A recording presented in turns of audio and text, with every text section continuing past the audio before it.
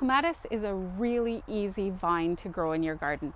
These girls can grow in any garden that has between 4 and 6 hours of sun. They can even go in a bright north-facing area. If you have good, well-draining soil, something for them to climb on or climb over. They can even be treated as a ground cover if you don't have a trellis. They are a non-strangling vine. They will happily clamber through a shrub if you don't give them a trellis, and they will reward you with seasons of blooms. With clematis pruning, you don't have to panic. You just need to remember that if you do nothing at all, your clematis will grow and you'll have tons of blooms. If you accidentally prune it back to the ground, they will still grow and they will still have beautiful blooms, and they might be a little bit later. Easy to remember the pruning groups. So Pruning Group A is things like the Clematis montana. Those things bloom on 1-year-old wood. So you don't want to give them a hard pruning in the winter time because you're not going to have any of the spring blooms. Most of Pruning Group A bloom in the spring, early spring. So you want to do a light pruning just after they bloom if you need to prune them at all. You can do a little bit of cleanup. So Pruning Group B, they actually bloom on old wood as well as young wood. So what you get is you have a bloom a little bit later in spring, they take a little bit of a break, and then you have a bloom again later summer into fall.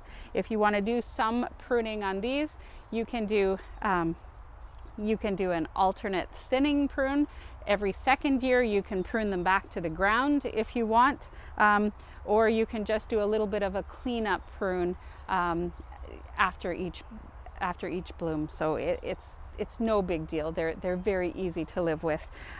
Pruning Group C are ones that you can in late winter, early spring, cut them right back to the ground. These will bloom on new wood. If you don't do that, if you want them to grow a little bit higher than you would normally have them grow, they will actually start pushing out their growth right at the end of where they finished last season. So if you want to get them higher than you normally would, let them go and they'll just keep growing higher and higher. But with these guys, you'll have the blooms on the top.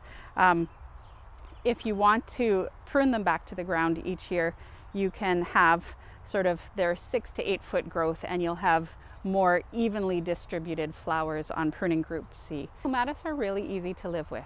If you have a really hot site, they appreciate their feet being kept in the cool and their tops being kept in the sun. You will often hear people suggest putting rocks or a shrub in front of the plants. They would actually appreciate, if it's a very, very hot spot, at least the first 3 feet of them being sort of cool and shady if you've got a really blazing hot site. Otherwise, they're really easy to live with. They can take up to minus 30 degrees Celsius. I think that's 0 degrees Fahrenheit. If you're in a colder area, I would suggest going with Pruning Group C. So something that can die back to the ground, or you can cut back to the ground late winter, and then you'll still get your blooms a little bit later in the summer. But really easy to live with as a privacy on a trellis, giving you some color in your cottage garden, or even as a ground cover. Try one of these babies out. Thanks.